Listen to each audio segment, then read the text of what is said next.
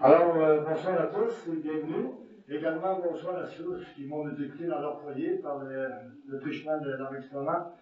Alors, procès verbal de la séance extraordinaire d'adoption du budget du Conseil de la municipalité de Broughton tenue au lieu de séance le 16 décembre 2024 à 19h40.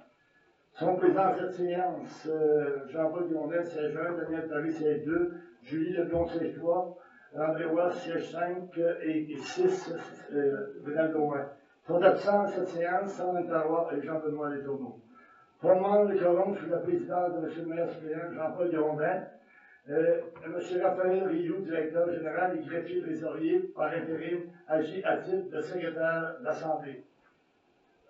Avis public de cette séance a été donné et avis personnel de convocation a été adressé à tous les membres du Conseil le 4 décembre 2024. Après vérification du quorum, M. le maire suppléant déclare la séance ouverte. Lecture et adoption de l'ordre du jour. Fin de lecture de l'ordre du jour, ouverture de la séance, lecture et adoption de l'ordre du jour, adoption du budget pour l'année 2025, adoption du programme triennal d'immobilisation 2025-2026 et 2027, période de questions et 6, clôture et levée de la séance. Il est proposé par et résolu à l'unanimité des conseillers d'adopter l'ordre du jour. Qui propose? Aussi.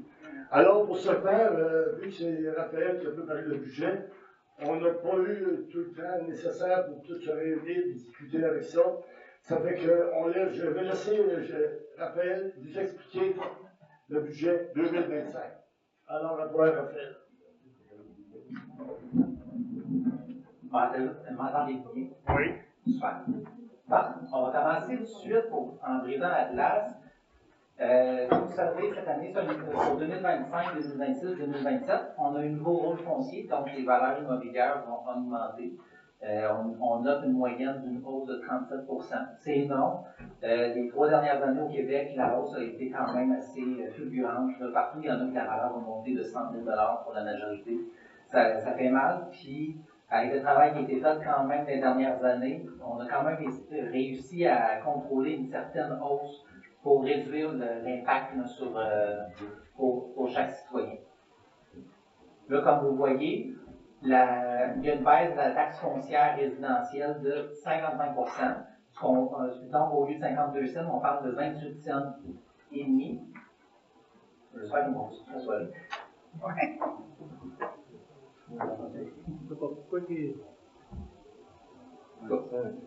Non, je vais suivre ma présentation.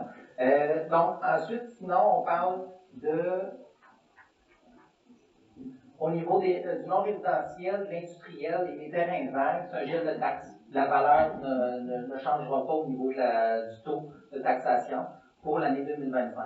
Au niveau agricole et forestier, on n'a pas le choix, c'est le même montant que les taxes résidentielles, c'est la loi.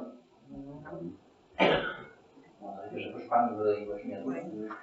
Au niveau du service de la dette, il y a 2 types de catégories dans votre service de la dette. Il y a les secteurs desservis par le réseau d'aqueduc et d'égouts et le secteur non desservi. Donc, en 2024, on parlait de 1,5 pour les desservis et 83 cents pour les non desservis. En 2025, on tombe à 95 cents et 73 cents. Donc, une baisse de 10 et 12 % pour tout le monde. Donc, ça a pu être possible grâce à la conciliation des dettes qu'on avait parlé à la dernière séance. Ça a réduit le nombre d'intérêts à payer au niveau temporaire.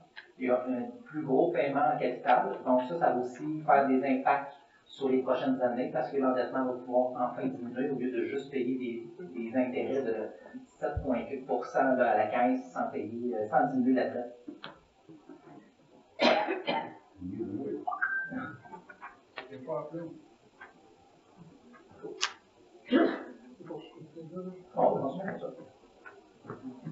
On va s'organiser, mais de toute façon, la présentation va être disponible sur le site Internet.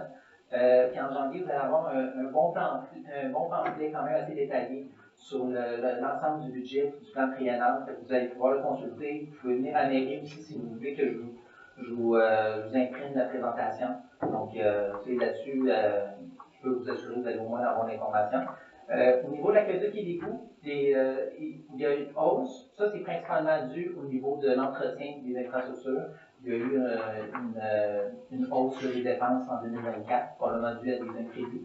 Donc, on vient prévoir là, un certain niveau. Puis aussi, les assurances sont augmentées. Au niveau des matières résiduelles, il n'y a rien qui bouge. Évidemment, le faux sceptique, il y a quand même une hausse au niveau des dépenses cette année. Donc, il faut anticiper là, ce qui peut arriver l'année prochaine. Donc, il y a une légère hausse. Au niveau service de police, il est à 0%. Incendie, une baisse de 5 donc moins 3,5 et les loisirs, moins 60 donc une baisse de 16,7 Encore là, comme je vous dis, le fait qu'on a pu jouer un peu sur la baisse de taxes, on a pu au moins ajuster aussi sur les tarifs, qui a quand même un impact là, pour certains. Ensuite, ça vous donne un exemple pour une maison qui est dans le village, qui est desservie par l'aqueduc et les coûts. Au niveau de la taxation en 2024, pour une maison qui valait 189 000 en 2024 et qui en vaut toujours en 2025, on parlait de 3 054 en 2024 et on parlerait de 2 794 en 2025. Donc, une baisse de 260 $. S'il y a une hausse de valeur entre les deux, c'est sûr qu'on ne peut pas aller contrôler ce gain de valeur-là. Mais la baisse, c'est 260 $. Ça, c'est... Oui.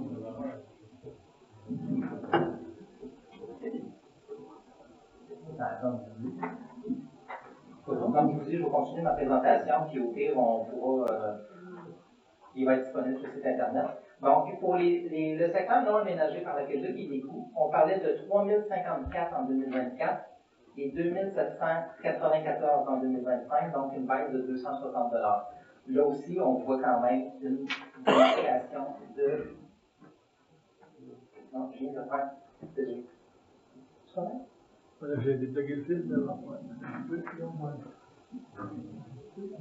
J'avais pas tellement aménagé, là, je suis aménagé. Ça, c'est dans le village qui sont branchés. On parle de 4 200 en 2024, 3 500 en 2025, une baisse de 665, donc 16 sans hausse de valeur, je le répète. Il y a quand même une variation. Plus tard, on va vous montrer, c'est dans le tableau suivant, vous allez avoir un exemple de si en 2024 vous étiez d'une valeur et vous avez grimpé de 37 ça va vous montrer à peu près ce que ça peut donner. Donc, je poursuis. Donc ici, vous avez un exemple. Si on n'avait pas baissé les taxes, la hausse pour une maison de 100 000, 200 000, 300 000, 400 000, 500 et 600.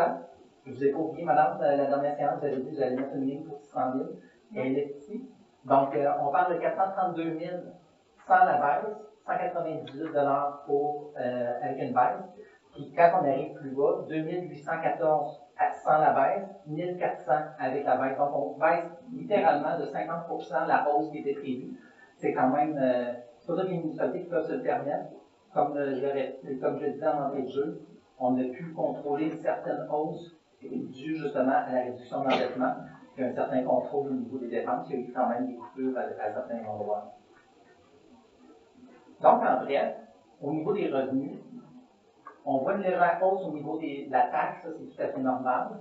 Au niveau des compensations, on parle de 20 les services rendus 3,58 Ce qui paraît beaucoup dans le budget, c'est le transfert de droits. Ça, c'est les 4 subventions qu'on reçoit à la municipalité pour les investissements qu'il y avait eu au niveau de l'aqueduc et des coûts, il y avait eu de la réfection de route. On parle aussi de l'aréna qui avait eu une subvention pour ça. On parle de la caserne d'incendie aussi qui avait une subvention. Donc, c'est toutes les subventions qui rentrent ici. On parle quand même d'une différence de 233 000 Il y avait juste 100 000 qui étaient budgétés l'année passée pour 2024. Là, on parle de quand même une bonne hausse de subvention qui est considérée. Au niveau des services rendus, on parle d'une baisse. Les services qui avaient été budgétés n'ont pas été réalisés comme anticipé. Donc, c'est sûr que ça creuse un budget dans ce temps-là. Donc, on a quand même un ajustement à ce niveau-là pour ne pas créer des risques de déficit.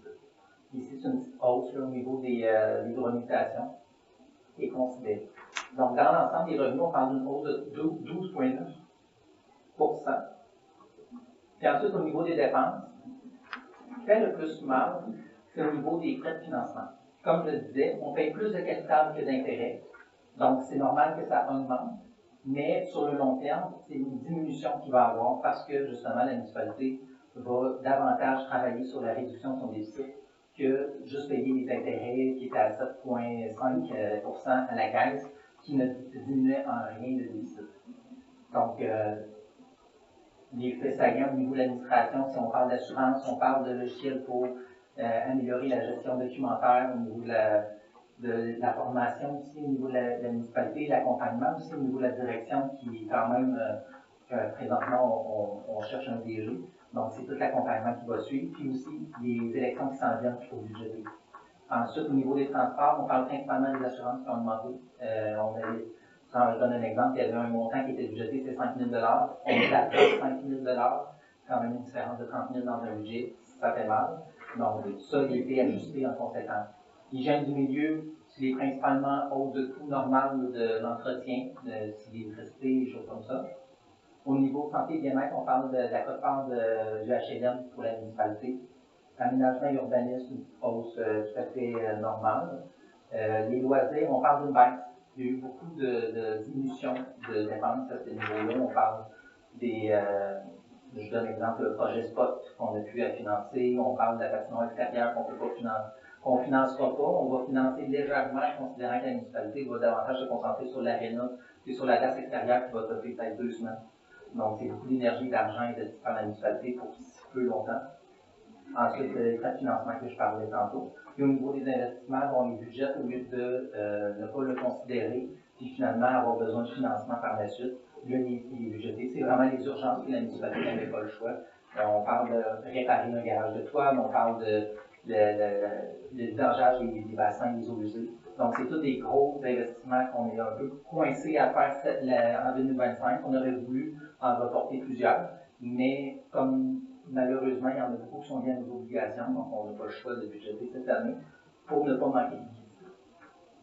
Niveau service de la dette, c'est le meilleur exemple que je peux vous donner ici. Ici, c'est les intérêts pour les emprunts. Il y a une légère hausse. Ça, c'est ce que vous payez juste en intérêt pour les prêts temporaires. Donc, on ne diminue aucunement le capital. On vient quand même se supprimer ça. Donc, les intérêts qui augmentent au niveau des emprunts, c'est minime. Mais c'est au niveau du capital qu'on va parler davantage d'une hausse. Mais c'est quand même bon signe dans le sens que vaut mieux payer du capital que de l'intérêt. Au niveau des dépenses, pour chaque dollar que vous donnez à la municipalité, ce qui fait un peu plus mal, puis je sais que tout le monde est quand même assez conscient, le conseil, le premier, c'est 36% de l'argent du dollar va juste pour les frais de financement, les règlements d'emprunt. Donc, normalement, on va essayer de viser plus 20%. C'est faisable. On est quand même en travail conjoint avec le MAMACH pour justement trouver des stratégies pour améliorer le tout, puis essayer de retirer un peu de pression aux citoyens. Au niveau de l'administration, 13%. Sécurité publique, 9%. C'est quand même raisonnable. Hygiène du transport, de 15%. Souvent, je vois du 20-25%. Au niveau de santé et bien-être, on parle de juste c'est l'urbanisme, 1%. Santé et bien-être, on ne voit même pas tellement qu'il est minime. Au niveau des loisirs, 11%. Donc, tout dépend toujours de chaque municipalité selon les priorités. Je sais qu'ici, il y a quand même il y a un peu de loisirs qui est quand même attractif, donc on reste quand même dans un pourcentage quand même raisonnable.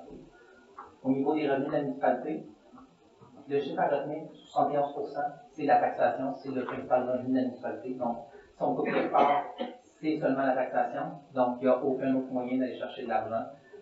C'est pour ça que dès qu'on joue $1, ça apparaît aussi dans le budget, puis c'est là où on peut se dire si on investit dans une infrastructure ou non. Ensuite, les autres, c'est très minime, 2% les compensations, 9% les transferts au niveau des subventions et des ententes, comme avec la TECAL. Transfert de droits, 10%. On parle d'un 10% au niveau des services rendus aux autres municipalités, puis au niveau des citoyens. 1% au niveau de l'imposition des droits, donc les autres, c'est tellement minime que je vais quand même passer. Coût en administration, comme vous voyez, vous avez 2024-2025, je voyais que l'année passée, vous aviez ça comme présentation. Je pense que c'est quand même, ça parle, là, on ne parle pas d'une hausse exagérée non plus. La grève, comme j'expliquais tantôt, c'est les élections, c'est souvent la fameuse tradition aux 4 ans de budgéter un montant plus élevé pour assumer ses coûts. Niveau sécurité publique, légère hausse, on suit quand même une hausse stable, on parlait d'un 3% environ. Donc, c'est quand même raisonnable au niveau de la hausse des coûts, on ne parle pas d'une hausse surprise. Au niveau des transports, la différence ici, c'est parce qu'il y a eu une répartition de comment c'était budgété. Donc, avant, il y avait tous les salaires étaient dans une même catégorie. Là, ils ont été répartis selon l'été et l'hiver. Donc, voirie l'été et déneigement l'hiver. Et les assurances, comme je vous ai expliqué tantôt, il y a eu quand même une hausse assez impressionnante. Au niveau de l'hygiène du milieu, déjà hausse. On voit ici égout que c'est lui qui a un petit peu plus augmenté. Et ensuite, les matières résiduelles, c'est un 3% de hausse. Les matières résiduelles, c'est les vidanges, si jamais vous posez la question, c'est quoi. Au niveau des coûts du loisir, au niveau du coût du département, ce qui s'explique par la hausse, c'est les salaires que j'ai été chercher au niveau de l'aréna pour aller répartir jusqu'à les mêmes employés. Excusez-moi de vous interrompre, c'est juste pour vous demander, il y a une Camry noire qui est en arrière d'une auto blanche, c'est la personne qui veut juste venir la déplacer pour qu'on puisse sortir. Elle n'est pas noire, elle est bleue. Elle est bleue. Elle est plus foncée la nuit. Merci. On continue. Donc c'est ce qui explique pourquoi l'Arena, on a une baisse assez drastique, puis au niveau du département, il y a une hausse. C'est vraiment juste les salaires qu'on est venu répartir au bon endroit. Et ensuite, il y a eu quand même certaines coupures au niveau de l'Arena, un peu au niveau des parcs terrains de jeu, comme je vous avez expliqué tantôt. Au niveau de la caisse, il n'y a rien qui bouge pratiquement dans la terme si on parle de 35$.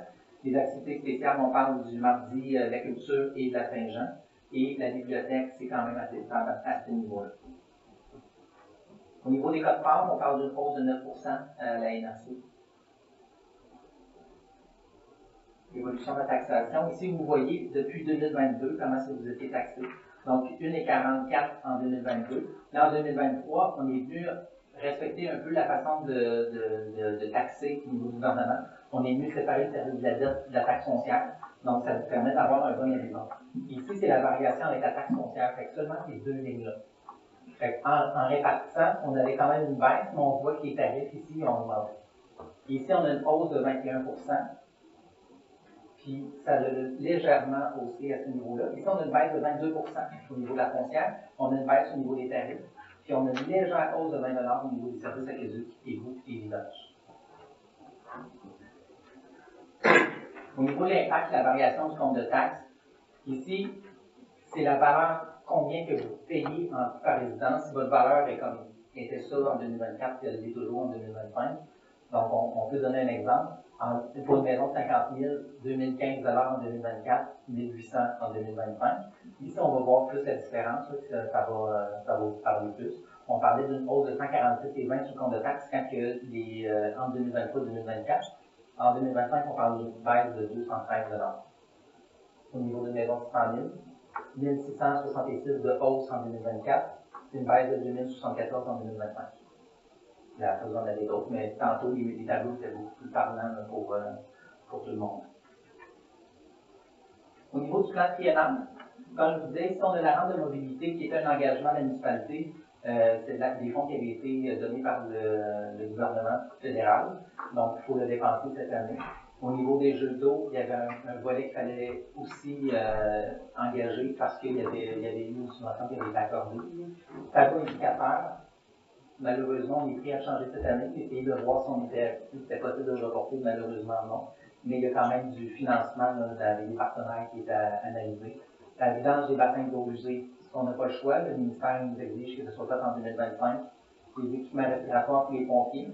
Les compresseurs au niveau de l'eau potable, ça aussi c'était à entretenir. L'étude hydraulique pour le ruisseau sans nom était aussi connu avec cette dépense. Donc on parle quand même d'un investissement minimum de 326 000 qu'on n'avait pas le choix de faire. Après, en 2026. Ensuite, en 2026, on parlait de 13 000 pour les jeux d'eau. Et en 2027, donc c'est un investissement total de 40 000. La subvention était de 35 000, si ma mémoire était bonne à ce niveau-là. Les estrades au niveau du parc de terrain de baseball du soccer, on parle de 15 000 l'année prochaine. L'odeur caterpillar, camionnette mécanique, camion impair, ça, il y avait de l'entretien à faire à ce niveau-là. Ensuite, au niveau de l'équipement respiratoire, c'est un entretien qui est à faire parce que, comme on avait dit dans la séance, le matériel, les VO, il n'existe plus sur le marché, donc on n'est plus capable de ravoir des pièces pour ces appareils-là. Donc, on n'a pas le choix de les renouveler. On a mis un 24 000 parce qu'il y a eu un livre de, si on achetait 3, on avait pour le prix de 2, finalement. Donc, il explique le 24 000, plus de 24 000 qu'on va engager en 2024. Ensuite, j'ai laissé un 12 000 comme que c'était prévu au départ. Il y avait les compteurs d'eau, pompe à débit, valves électroniques, pompe doseuse pour le PP1, le suppresseur encore qui est sur 3 ans, et un 25 000 pour l'évaluation de filtration qui était à faire. Donc, on parle quand même d'un investissement qui est en diminution au niveau des urgences. Ça, c'est ce qui était déjà sur la liste rouge de la municipalité qui était vraiment nécessaire à faire. Donc, on parle sur 3 ans de 588 700 $.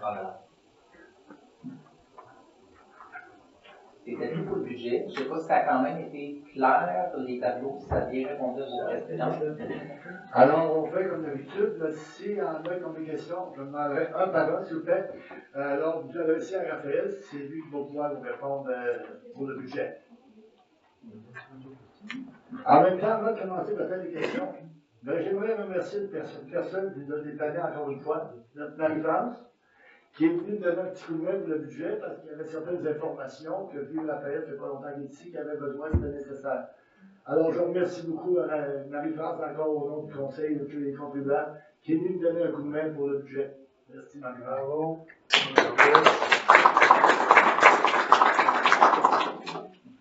Alors, c'est quand il y avait des questions, avant qu'on approuve le budget. On n'a pas de prévu pour les infrastructures, là, pour l'amélioration des rues, ces choses-là. Y a-t-il quelque chose? Ça, À ce niveau-là, non. Parce que avant d'investir en début de l'année, là, ce qui est un peu regardé aussi avec le conseil, c'est de se faire un plan sur le court, moyen, long terme, sur un 10 ans, de vraiment analyser tous les urgences de la municipalité, c'est quoi les infrastructures qui ont besoin d'investissement, vraiment département par département. Est-ce qu'il y a des endroits qu'on peut couper? Est-ce qu'il y a des infrastructures qu'on a trop qu'on devrait se départir? Il y a vraiment, je pense que la municipalité a besoin de son portrait global de santé pour savoir c'est quoi qu'est-ce qu'on priorise, dans quelle année, en suivant aussi au niveau de l'endettement, pour pas arriver puis augmenter l'endettement dans la première année. Puis ensuite, ça diminue rapidement. Fait qu'on va essayer d'avoir une stratégie sur le long terme. Puis ça va pouvoir être fait aussi avec l'accompagnement spécialisé du ministère des Affaires municipales. Ça, c'est conditionnel à des subventions. Ben, ça, il subventionne à quoi? Ça, les 10 peut-être? Ça dépend toujours le projet. Comme, admettons, un projet, quand on parle d'une rue avec l'aqueduc et l'égout à changer, on peut aller jusqu'à 95 %. C'est quand même non négligeable à ce niveau-là. Mais c'est vraiment projet par projet, selon, on peut parler d'un programme cette année, dans 3 ans, ce sera plus le même, puis le même pourcentage. Fait que déjà, sachant qu'est-ce qu'on veut faire comme projet, c'est quoi le besoin, on va pouvoir préparer les projets en conséquence. Puis quand on est rendu là, on va pouvoir aussi faire les demandes aussi en conséquence. Donc, on ne sera pas à la course à toutes les fois pour aller chercher un programme, soit en retard ou à la dernière minute. Ça doit faire partie de ton plan triennal que tu parlais tantôt. Non, le plan triennal, c'est vraiment juste ce qui est présentement là, pour le 3 ans, parce qu'il faut en adopter un cette année. Là, il y a les urgences, mais là, on va pouvoir vraiment aller plus large au niveau de tout ça. Le ruisseau sans nom, tantôt, tu parlais des tests hydrauliques. C'est quoi ça? Ça, c'est avec la MRC. Là. Il y a, à cause qu'il y a eu des montées d'eau au niveau de la mine qui avait. Ok, c'est ça le ruisseau sans nom. Ok. Ouais, c'est lui qui passe en dessous du village, là, le ruisseau qui est en dessous de la maison. On l'a pas vu avec l'augmentation de 37% des comptes, on l'a pas vu l'impact que ça donnait? Oui, je vais bien retourner en fait. Non, juste pour donner un exemple, j'ai été au chiffron pour 2025. Admettons, votre maison va vaut 300 000 en 2025, 189 000 en 2024. C'est une hausse de 37 %. Ok, ça l'est. C'est ça. Fait que là, selon la catégorie où ce que vous en êtes, là, si on s'entend, plus on est haut, plus le pourcentage augmente. Si on parle d'un 222 000, si on parle d'un 37 000, c'est quand même une marge. Vous pouvez prendre votre valeur. Normalement, vous devriez recevoir un avis là, avec votre compte de taxe de savoir c'est quoi l'évaluation. C'est sûr que si vous questionnez la hausse d'évaluation, vous pouvez toujours contester à la MRC de dire je ne suis pas d'accord avec la hausse d'évaluation, j'ai un voisin qui. Moi, je parlais plus de la différence sur le compte de taxe. Ben, c'est vraiment ici. Là, ici, c'est vraiment la différence de valeur. Ici, ça va être la différence du compte de taxe. Ben, ici, c'est tout comptabilisé. C'est vraiment, ça mettons votre compte de taxe, on vous sort la facture, puis vous avez le solde à la fin, là, ça donnerait ça. Ici, c'est juste la différence que vous avez entre 2025 et 2024. Oui. Dans des matières résiduelles, les bacs bruns, comment ils ont retourné, puis comment ils vont retourner? Ça, les bacs bruns. C'est dur à savoir. Ouais, ben, je sais qu'il y a un montant qui a été annoncé, qu'elle allait inaugurer, je pense une trentaine de mille environ. Ouais. C'est ça en 2024 ou ça va être ça en 25? En 25, ça peut être plus élevé. Là, c'est sûr que les redevances du gouvernement, il n'y a pas de boule de cristal à savoir combien il y a. Mais par contre, ce qui a beaucoup augmenté pour 2025, c'est la péréquation et le versement de la TVQ. Ça, il y a eu vraiment une très grosse hausse. La péréquation, je pense que c'est un 100 000 supplémentaire qui a été versé. Puis la TVQ, c'est pas ça. Donc, ça paraît beaucoup là, pour les financements. Il y a des autres questions? Oui? Terrain vague, c'est passant par terrain vague. Terrain vague, c'est un terrain qui n'a pas de construction dessus. Puis là, on parle de desservi. Donc, il y a l'entrée haut et haut, déjà sur le terrain. Au point de vue des taxes, est-ce que les taxes rentrent normalement aussi il y a des retards? Présentement, je ne suis pas nécessairement à jour sur qui est à jour, qui est en retard. Je sais que là, présentement, on est en train d'envoyer les comptes là, pour rappeler aux gens. On s'entend qu'avec Post Canada, on n'a pas pu les envoyer avant. Les notes, on y allait à pied, nous autres mêmes, pour aller les livrer. Mais c'est ça. Là, présentement, vous devriez avoir un état de compte là, prochainement. Puis l'année prochaine, quand vous allez avoir le compte de taxe, il apparaît direct sur le compte de taxe au niveau de l'arrêtage. Comme tu connais tes chiffres. Il faut. Il y avait d'autres questions? En réalité, dans ton milieu, là, nos emprunts, notre dette actuellement est de combien? Actuellement, je ne l'ai pas sous la main, mais ce qu'on payait en capital et intérêt, on est à 1,8 million. Là, au niveau de la dette totale, j'aime mieux attendre d'avoir vraiment le rapport complet du ministère des Affaires municipales qui devrait être déposé en début d'année 2025. Pour vraiment avoir un portrait de l'état de santé de la municipalité avec des recommandations, puis voir est-ce qu'il y a une amélioration sur les 3 dernières années, est-ce qu'il y a eu une détérioration ou est-ce que ça a stabilisé. Donc ça, je pense que le ministère il va être plus compétent que moi pour vous le dire, parce qu'ils vont vraiment étudier les chiffres des comptables, puis c'est les CPA qui vont aussi faire le rapport. Après, c'est vulgarisé, puis on va pouvoir faire une mise à jour à ce niveau-là. Là. Je pense que les élus vont aimer vraiment vous montrer qu'est-ce qu'il y en est au niveau de l'endettement, parce qu'ils ont travaillé fort quand même les 3 dernières années pour la réduire.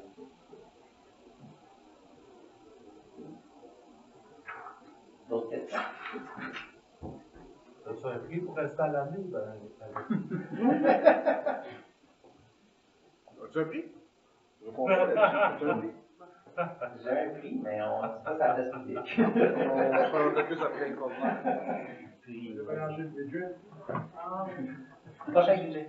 Mais s'il n'y a pas d'autres questions, je laisserai la place au conseil pour l'adoption. Puis si jamais vous avez d'autres questions, là, ça va nous faire plaisir au bureau municipal de vous répondre. Comme je dis, il va quand même avoir un bon pamphlet très bien détaillé sur toute la taxation. Et puis même l'explication de certaines variations pour que vous l'ayez sous la main. Fait que vous allez recevoir ça par la poste en début d'année. Je pense que ça va être bien. Ça va être tout disponible sur le site internet pour dans la section finance pour que vous puissiez avoir accès à tout ça. À quelle période vous croyez envoyer les comptes de taxes? Ben là, on a jusqu'au 5 mars pour envoyer les comptes de taxes. D'habitude, on essaye comme autour de la Saint-Valentin. Okay. C'est pas le courrier du cœur. mais souvent, moi, je suis habitué autour de la Saint-Valentin parce que je suis habitué des comptes de taxes qui commencent le 15 mars pour les paiements. Entre la Saint-Valentin et la fin du mois. Et ils ont dit que c'était tous les 5 de chaque mois cette année. Oui, c'est encore la même chose. Ça n'a pas changé. Il n'y a littéralement rien qui a changé sur la finalité du règlement de taxation, de comment les versements étaient séparés et tout. C'est vraiment plus au niveau des tarifs que ça. Puis la présentation du document aussi, parce que là, dans la présentation du règlement de taxation, il y a une section service de la dette pour les desservis, les services de la dette pour les non desservis. Vous avez la série de règlements d'emprunt qui sont là, avec le détail de c'est quoi le règlement et c'est quoi la description de c'est quoi l'investissement. Vous allez quand même avoir un compte descriptif à ce niveau. Oui. Juste, je n'ai pas pu écrire les vidanges que les quantités de la taxe incendie. La taxe incendie, c'est 140 $. OK. Et les vidanges, c'est 217 $. Ça n'a pas changé. Merci beaucoup. C'est justement. Ok, C'est plus l'aqueduc et l'égout qui ont varié un peu, mais 20 de ces 80. L'année passée, il envisageait d'autres sortes d'incendies. Pourquoi qu'on ne l'a pas finalement? Ben, parce qu'on a été capable de jouer au niveau de la foncière, donc il y a eu quand même un petit ajustement au niveau des tarifs. Quand vous avez capé avec l'augmentation de l'évaluation, ça a capé bien des choses dans le budget. Ben, j'ai pu jouer justement à certains tarifs, là, parce que les tarifs, c'est un prix de base pour tout le monde. Fait que c'est sûr que juste jouer sa foncière, il y en a que, même si je baisse énormément la foncière, il y a un plancher qui ne bouge pas. Fait quand je vois un peu au niveau des tarifs, ben, je pense que tout le monde permet d'en bénéficier aussi, dont les loisirs, puis le service incendie, c'est un 5 mais on s'entend qu'on a la subvention qui a augmenté, qui rentre le 24 décembre. Puis, on a la part de Safrican aussi qui commence cette année. Au niveau du règlement de service incendie, on parlait d'un 4,3 millions d'académies. C'est une subvention de 3,3 millions. Il y a quand même 27 là-dedans qui est assumé par Sacré-Cœur. Donc, il y a une légère marge qui est assumée par l'administratif. Quand même, c'est un emprunt qui est quand même très réduit au niveau du budget à ce niveau-là. Au début du mois, ils ont parlé qu'il y avait un regroupement des municipalités à qui qu'on dessert au point de vue des incendies. Ça, c'est pour la régie. La régie. Comment ça fonctionne, ça? On a un taux qu'on lui charge, ils ont accepté, mais c'est pas fait encore. Mais c'est pas établi encore. On a juste une rencontre de discussion. Il faut qu'on se rencontre avec les autres municipalités. C'est une résolution pour les inviter à se manifester ou non. Puis après, on s'occupe du reste de voir où on s'en va. Mais il y a un montant qui a été budgété au niveau des investissements à ce niveau-là pour prévoir s'il y a ça, parce que c'est quand même un bon investissement dans une régie pour ça le partager à plusieurs. On réduit l'impact fiscal aussi pour l'administration. Ça se doit contribuer au paiement de la caserne? Ben après, ça dépend comment c'est entendu tout le monde ensemble pour le projet de la régie, si les infrastructures sont traversées. Mais là, rendu là, on est dans le budget, ça c'est un autre volet, fait que je vais plus ça à un autre moment. C'est correct, mais à un moment donné, ça peut être expliqué, mais que ce soit réduit, c'est ça? Ben en fait, quand il y aura des discussions qui auront à avoir lieu aussi, parce que les élus devront se pencher là-dessus, ça sera des choses qui vont parler. Okay. Alors, j'aimerais répéter une chose, j'arrive pas, là, parce qu'à un moment donné, des fois, parce que plus tard, quelqu'un nous dit qu'on l'a pas su, on l'a pas su, c'est je vais poser des questions par rapport au budget. Hein. Alors, après, oui, Chantal? J'ai compris que ce couvert des dépenses par foncier. En fait, le foncier a diminué. On parle d'une baisse de 55%. Puis ensuite, parce que dans le fond, le foncier, si je le baisse, ça baissait énormément. Donc, je pouvais aller jouer un peu sur les tarifs pour les diminuer. Donc, j'ai diminué. La police, on l'a stabilisé. Au niveau du service incendie, c'est une diminution de 5 puis le tarif des loisirs est diminué de 60 Mais c'est couvert par le foncier. Ben, c'est pas couvert nécessairement par le foncier. En fait, le foncier, lui, il était diminué. Mais après, les petites marges, c'est sûr que c'est pas des montants qui sont assumés par un tarif, mais c'est. On va dire l'ensemble, mais il n'y a pas.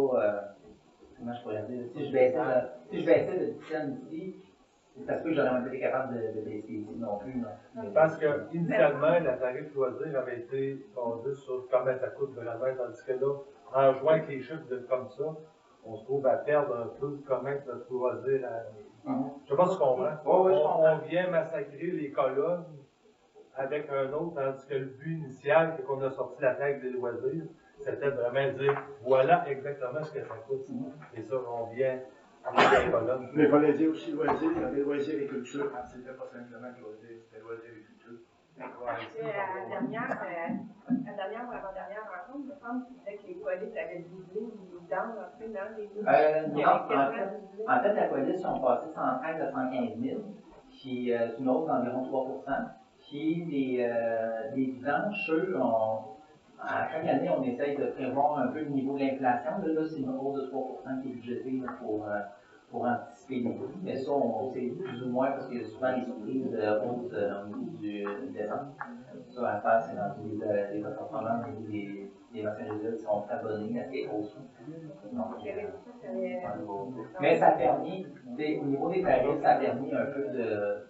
Ça a quand même un impact sur le compte de taxe de tous et chacun, parce que le tarif, comme je disais, c'est un prix fixe. Donc, juste jouer sa valeur foncière, des fois, ça peut changer de peut-être 5$. Quand jouer sur un tarif, ça peut jouer sur 10$ sur le compte de taxe. Ça permet quand même pour chacun Puis il y a quand même une grosse baisse au niveau des loisirs. Je pense que ça justifie la baisse au niveau de ce niveau-là. Le tarif incendie, je suis allé avec ça. Oui. Des blocs appartements. Toi, tu fais plusieurs municipalités, villes. Ben, j'en ai vu plusieurs. D'autres, ils nous imposent une taxe d'incendie sur chaque unité de logement. C'est ça normal? Ben, moi, je ne me prononcerai pas sur la manière que c'est taxé. Je pense que le Conseil va analyser l'information qu'ils ont. Comme je disais. J'ai demandé cette année, ça va dans les Ben, je peux vous dire que, il y a quand même, il y a des analyses qui sont faites quand même à l'interne, sauf que c'est sûr que d'arriver avec un changement demain matin, c'est un peu plus difficile. Les municipalités, ça fait des pas, mais à un moment donné, quand le pas est franchi, ça paraît. Comme je dis, les ministères nous accompagnent aussi pour essayer de trouver des stratégies, des solutions pour que le citoyen soit le plus avantagé dans tout ça. Faut pas qu'il paye nécessairement pour rien, faut pas qu'il soit désavantagé versus un autre. Et que quand même, l'ensemble du portrait est analysé présentement. Je laisserai quand même le temps aux analyses de sortir, puis le conseil de se pencher sur ça. Mais si on ne le considère pas? Comme je dis, moi je ne me prononcerai pas présentement parce que je suis arrivé fin novembre pour faire un budget. C'est parti une gosse, comme on dit. Fait que, c'est beaucoup d'heures qui étaient faites juste pour essayer de sortir quand même de quoi de complet, puis quand même bien étudier avec l'aide de ma défense pour être sûr qu'on n'échappe à rien. Puis je dirais que c'était pas aussi facile qu'on peut le penser, là, il y a du travail à faire. Oui. Oui, parce qu'il nous disait tout le temps que quand c'était un service, qu'on est capable d'aller chercher au locataire. Tandis que quand c'est sur l'évaluation, on ne peut pas aller chercher. C'est ça qu'on à la municipalité l'avait mis en service. Bien, rendu là, oui, au niveau de la foncière, ça va sur la bâtisse et non sur la porte. Mais en même temps, le propriétaire d'un bloc appartement peut décider de charger un peu plus cher parce qu'il y a un tarif. Rendu là, je pense que ça dépend de chacun. On est capable de lui dire que sur les services qu'il y a, ben, on les donne en détail, fait qu'ils voient si c'est pas augmenté ou non. Mais, comme je dis, à ce moment, je ne me prononcerai pas sur la méthode de taxation, c'est quand même un dossier assez complexe. Sur soit tarif, si on demande des compensations, si on demande la taxe foncière, service de la dette. C'est un monde en soi au niveau de la fiscalité municipale, mais c'est sûr que si c'est quelque chose que vous voudriez, éventuellement, je pense qu'après la rencontre avec le ministère et avec des rapports, on pourrait peut-être voir là, justement de monter quelque chose de clair pour que tout le monde comprenne quoi la différence entre un et l'autre, pour que tout le monde ait la juste de comment ça fonctionne un et l'autre, mais je vous invite vraiment à vous aller aussi sur Internet là, au niveau du ministère des Affaires municipales ou même à poser la question, c'est quoi la différence entre les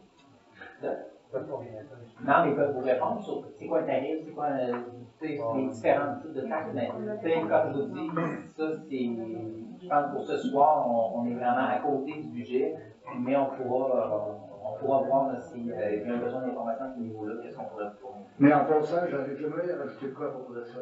Si on avait dit un peu, si une année, quelqu'un a son logement ou une maison, il peut avoir besoin des services de pompiers, il peut se faire sauver la vie également.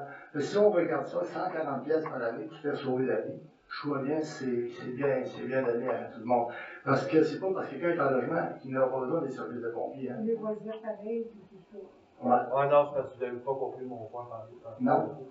Ben, tu dis, c'était ça serait ça qu'une shop qui a 50 employés va payer une taxe de pompier, puis un bloc appartement qui a 5 personnes dedans va payer 5 taxes de pompier. C'est 5 logements. C'était mon point. Mais c'était pas 5 logements, tu l'as dit là. Maintenant, mon point, c'est d'aller chercher dans l'industriel commercial. Okay. Si nous autres, on est taxés pour 5 locataires dans des logements, aucun qu'une shop de soudure va payer une taxe de pompier. C'est ça, je trouve pas ça normal. Si vous nous taxez, oui, mais équilibrez avec les autres. C'est juste ça mon point, ça s'est pas rendu dedans. Ben là-dessus, je peux peut-être juste ajouter un petit point. Au niveau commercial et industriel, il ne paye pas le même prix au niveau de la police et des pompiers. Puis même au niveau aqueduc, au niveau matière résiduelle, au niveau égout, tous les services ne sont pas taxés pareil parce qu'un commerce et une industrie va consommer davantage. Même un commerce va payer un petit peu plus cher, puis une industrie va payer plus cher qu'un commerce.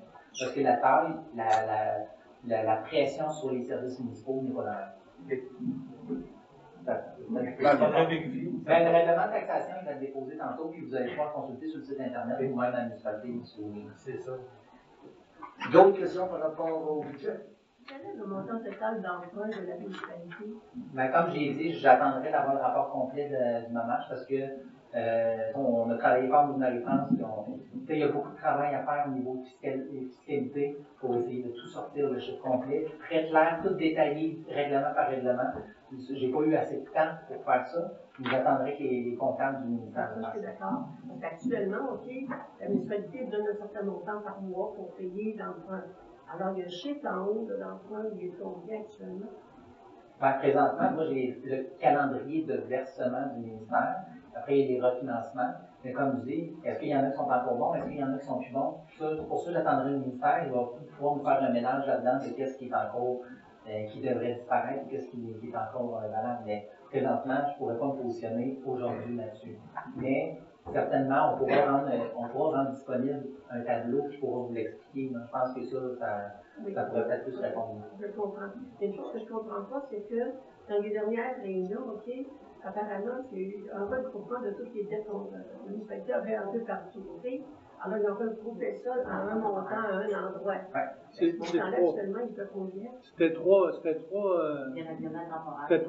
règlements temporaires qui étaient là, des emprunts sur marge de crédit qui étaient là, c'est pas tous les paiements de la municipalité. C'est trois emprunts temporaires qui ont été faits après des années, on payait seulement les intérêts. Puis là, on a regroupé ça ensemble pour faire un règlement d'emprunt sur 20 ans. On va payer, au lieu de payer 7 d'intérêt, on tombe à 3 points quelque chose. Oui, mais ça a été fait, ça, déjà. Là. On vient de le faire, on vient d'être accepté. On travaillait pour les gouvernements. C'est long avec sa ségrégée finale. Ils bloquaient un peu, ils ne pouvaient pas nous faire ça en règlement à long terme. Puis ça a été accepté au mois de novembre, je crois. Ça a passé, donc c'est vraiment un règlement. Ça va du fait que si elle est signée à la caisse pour fusionner telle et telle affaire.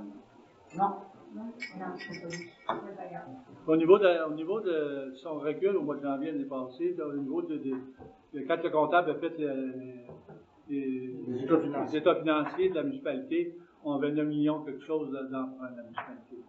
Et là, c'est sûr que là, au prochain état financier, ils vont baisser parce qu'on a un aide de remboursement mutuel. On était à 9 millions et quelques, je ne sais pas les chiffres exacts là, devant moi, là, mais on était à 9 millions quelque chose d'emprunt que la municipalité devait. Et ça, c'était des chiffres comptables. Des chiffres comptables. C'est pas nécessairement la réalité. Non, oui, ça la réalité. T'as raison. Non. Je me rappelle que Jean-Paul avait. La réalité, c'est qu'est-ce qu'on doit rembourser. 9 millions, c'est qu'est-ce qu'on doit rembourser. Mais c'est pas le total de la dette. Puis la dette, qu'est-ce que le gouvernement rembourse? C'est sûr qu'il y a un surplus, mais qu'est-ce qu'on rembourse, c'est 9 millions.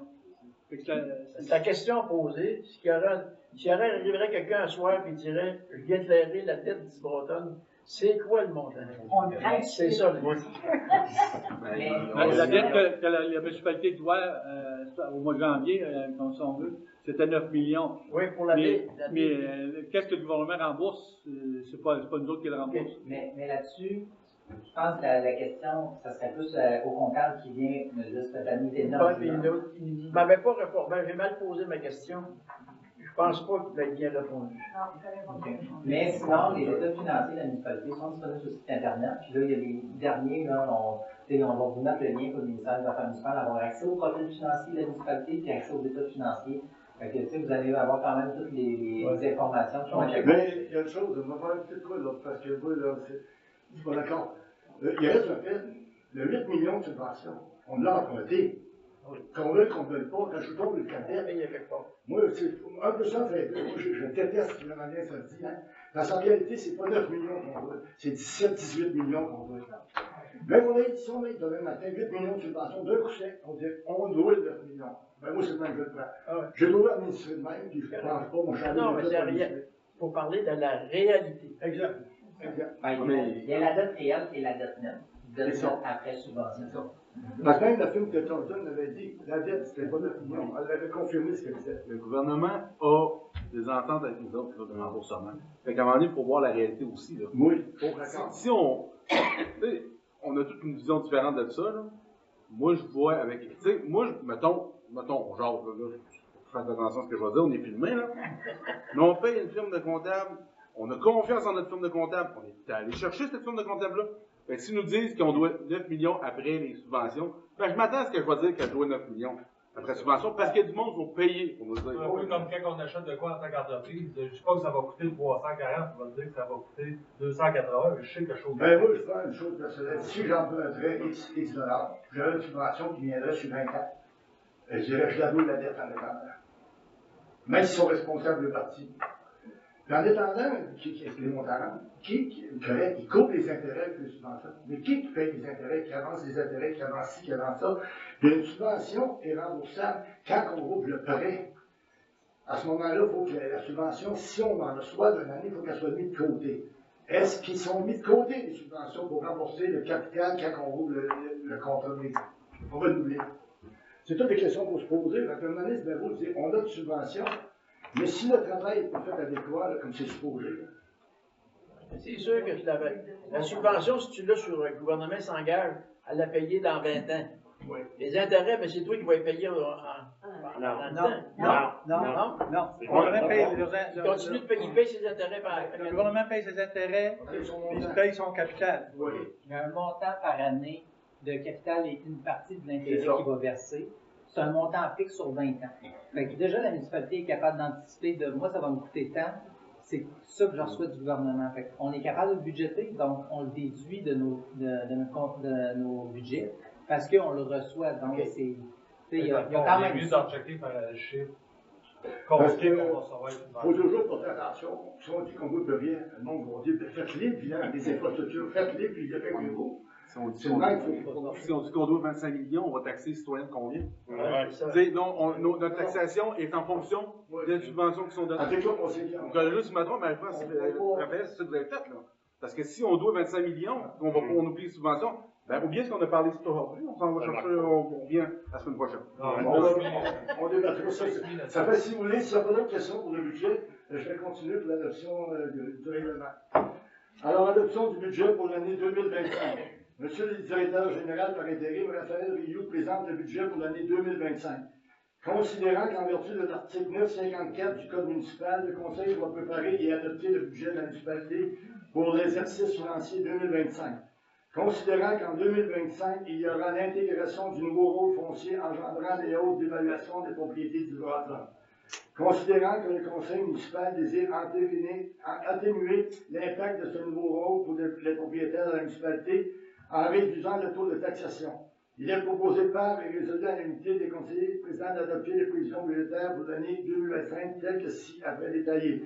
Je ne renommerai pas tous les chiffres, mais je voudrais dire les recettes totales, c'est 5 651 876 et les dépenses qui s'égalisent à 5 651 876. Qui propose? André. Merci. Alors, 4. Adoption du programme triennal d'immobilisation 2025, 2026 et 2027. Attendu que le Conseil municipal a préparé le programme triennal d'immobilisation de la municipalité pour les 3 prochaines années financières.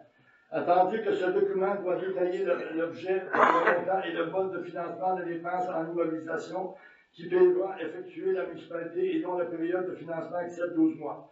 Attendu que l'adoption d'un programme triennal d'immobilisation est requise en vertu de l'article 953.1 du Code municipal. Pour ces motifs, il est proposé par et résolu à l'unité des conseillers présents d'adopter le programme triennal d'immobilisation 2025, 2026, 2027 de la municipalité dont copie est jointe à l'original de la présente résolution pour en faire partie intégrale.